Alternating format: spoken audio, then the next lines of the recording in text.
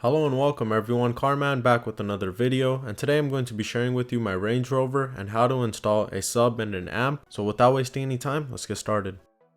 So to use your stock system, you have to install an LOC or a line output converter. I installed the LOC in the trunk pillar on the driver's side.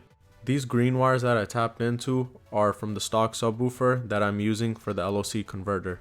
As for the wiring and the LOC converter, I've tucked it behind the pillar to give it a clean, stealth look, and for the RCA cable, I've ran it towards the rear seat.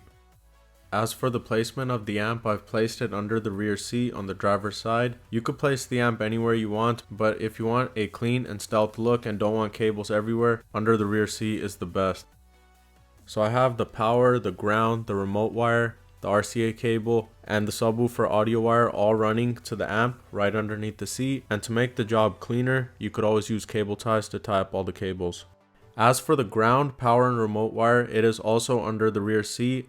As for the ground, I've got it from the rear seat. I've bolted the cable down to the body. I've ran all three cables through the door sill to get it to the glove box and also underneath the hood. I have my blue remote wire running behind my glove box into the fuses. It's tapped into a 5 amp fuse. You want to find a fuse that turns on only when your ignition is in the start position in slot 2, so your amp and sub doesn't drain your battery overnight. And last but not least is my red power cable, which I have running to the battery underneath the hood.